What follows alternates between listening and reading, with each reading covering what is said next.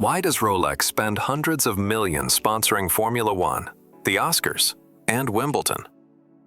They have a wait list that spans years. They don't need to find new customers. So, why advertise? Here is the communication paradox of luxury. They aren't advertising to the people who can afford the watch. They are advertising to the people who can't. Rolex is selling the admiration of the crowd to the owner. If the waiter doesn't recognize the watch, the billionaire feels less wealthy.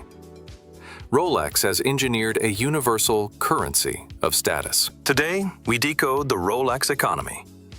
Ruthless financial engineering meets a mastery of human psychology. Let's look at the product architecture. It relies on the halo effect. The professional models, Daytonas, GMTs, are the unattainable dream. They are the anchor. This drives the relationship game. To get a Daytona, you have to build a purchase history. You buy the gold Datejusts. You buy the diamonds. Rolex uses its hype products to force-feed the market its cash cow products. And now, the Certified Pre-Owned program. The Green Seal isn't just a warranty. It is a passport. It validates that you are part of the club, protecting the asset from the chaos of the gray market. Standard economics says, price up, demand down. Rolex operates on Veblenian economics. Price up, demand up. Why? Because in the world of signaling, a higher price increases the effectiveness of the signal.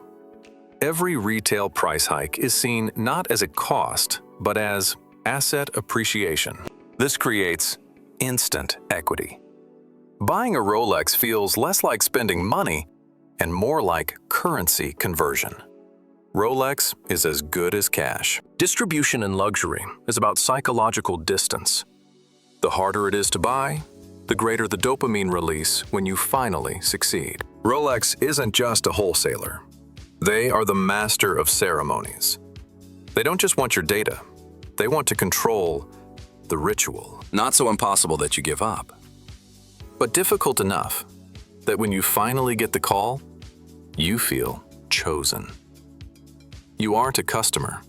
You are an initiate. To protect this ecosystem, Rolex employs a scorched earth policy on repairs. They restrict parts to force all watches back to the mothership. This is narrative control.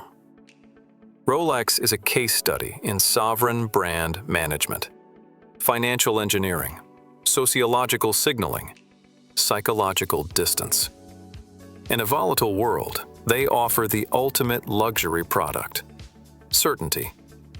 As long as status matters to the human animal, the Rolex economy will never crash.